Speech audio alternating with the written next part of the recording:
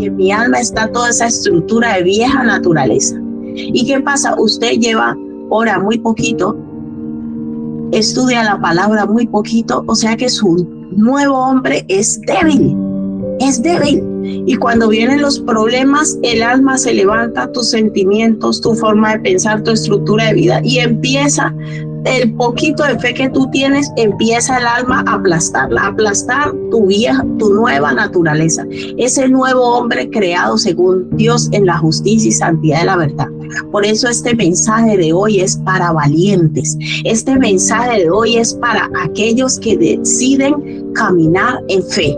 Y la vida de fe es una vida en el espíritu, no tiene nada que ver con la carne. Y usted va a decirle hoy al Señor: Señor, levántame para ser una persona valiente, valiente en el espíritu, porque solo los valientes, como dice la palabra, los violentos son los que arrebatan las bendiciones, son los que alcanzan el reino de Dios, pero no lo alcanzamos por nuestra propia fuerza, nuestra propia capacidad, lo alcanzamos porque empezamos a llevar una vida en el espíritu, una vida en el espíritu.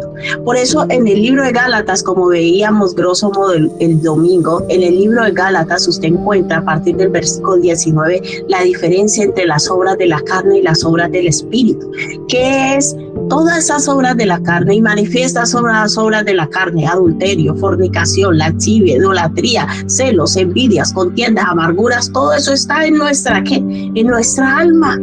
Entonces, cuando viene un problema a mí, yo lo quiero enfrentar con esa vieja naturaleza. Lo quiero enfrentar con ira, con enojo, con celos, contiendas, con todo lo que tiene mi vieja naturaleza.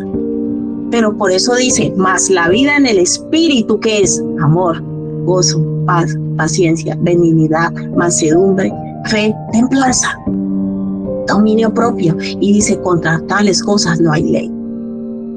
¿Cómo vas a enfrentar tu vida de hoy en adelante? ¿En la carne o en el espíritu? Porque para yo llevar esa vida en el espíritu, tengo que andar en el espíritu. Por eso Pablo nos dice: digo pues, andad en el espíritu y no satisfagáis los deseos de la carne, porque el deseo de la carne es contra el espíritu. Cuando se nos viene un problema, una situación, alguien que viene a decirnos algo que nos molesta, que nos duele, que nos hace daño, ¿cuál es la salida carnal? Ponerme a pelear, ponerme a gritar, decirle todo lo que esa persona yo considero que se merece y de que se va a morir, por así decirlo. Una expresión que se utiliza en el mundo es que le voy a decir hasta de qué se va a morir. Todo eso son las obras de la carne. Pero las obras del espíritu, que es amor, gozo, paz, paciencia, benignidad. Hermanos, nosotros tenemos la decisión de estar toda la vida, ser cristianos carnales. No querer que usted no haya nacido nuevo, o ser un cristiano espiritual. Porque cuando yo empiezo a andar en el espíritu, es cuando en mí se empieza a producir la verdadera transformación de Cristo. El cristiano carnal, aunque ha nacido de nuevo, quiere decir que él acepta que Jesucristo es su Salvador, acepta y reconoce que Jesús murió en la cruz por sus pecados, acepta que va a ir a una vida eterna porque ha nacido de nuevo y la salvación es por fe. Pero ¿sabe qué es lo que pasa? La diferencia entre el cristiano carnal y el espiritual es que su vida aquí en la tierra es una vida constante de insatisfacción. Aunque creemos en Cristo, vivimos deprimidos, amargados, en soledad profunda, con un estilo de vida que no nos gusta. ¿Por qué? Porque constantemente vivimos luchando entre la carne y el espíritu, la carne y el espíritu. Pero cuando yo determino llevar una vida en el espíritu, todo empieza a cambiar. Porque en mí se va manifestando, le voy a decir algo.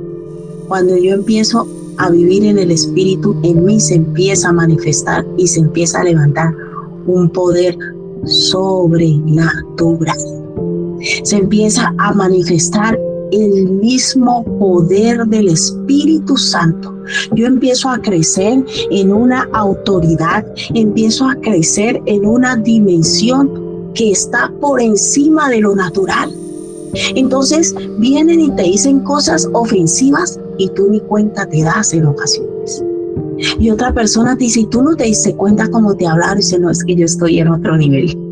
Hermano, es un nivel en donde las mismas cosas que te afectaban antes ya no te afectan.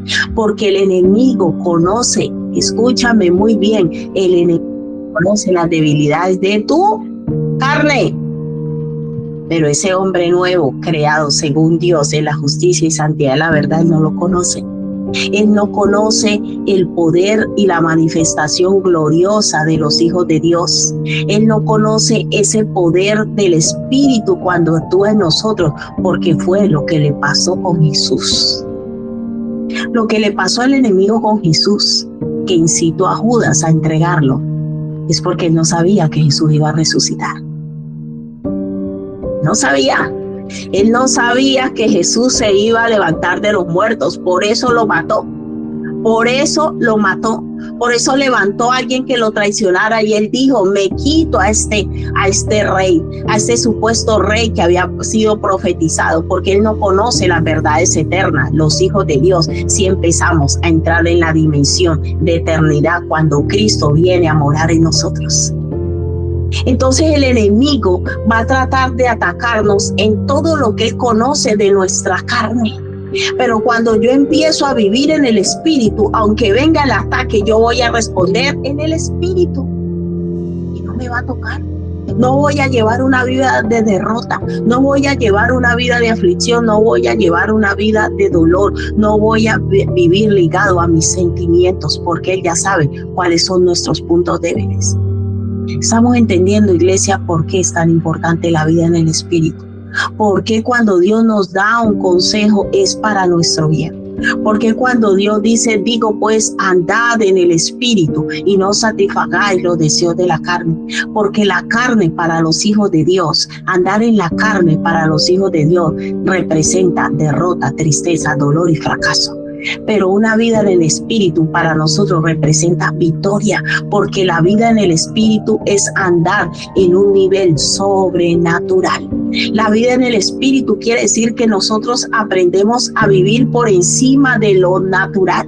La vida en el Espíritu representa que esas artimañas del enemigo, que él está acostumbrado a que el hombre natural sea atraído y seducido por esas cosas, como nosotros estamos en una dimensión diferente, no nos produce el mismo efecto. Iglesia, y hoy Dios nos está llamando a aprender a vivir en el Espíritu, a anhelar la vida en el Espíritu, a anhelar a vivir en amor, a anhelar a vivir en perdón, a vivir en el gozo del Espíritu, a vivir en esa paz, en esa paciencia, en esa benignidad. Y yo sé que muchos hasta el día de hoy, aunque han conocido al Señor, han estudiado su palabra, no ha habido un anhelo profundo por llevar una vida en el Espíritu. Porque a veces pensamos que una vida en el Espíritu es estar por allá. Que no pase una mosca encerrado en una habitación. No, una vida en el Espíritu es aprender a ser un verdadero guerrero espiritual. Una vida en el Espíritu es aprender a enfrentar el día a día con las armas de Dios y no con las mías. Eso es una vida en el Espíritu. El cristiano que quiere vivir en una vida religiosa, temporal y natural, es el típico que cuando le viene una situación dice, voy a atar y reprender, porque así se soluciona todo, y echando fuera demonios. No, primero dice que yo tengo que luchar en el Espíritu. Y la palabra de Dios dice que las armas de nuestra milicia como hijos de Dios no son carnales, sino poderosas en Dios para destrucción de fortalezas. Pero todo el mundo piensa que es atar y echar fuera demonios, ¿no? Son las armas que leímos hace 8 días. Y es que si te dan en una mejilla, empecemos a poner la otra. Esas son las armas que Jesús nos ha dado. Una vida en el Espíritu.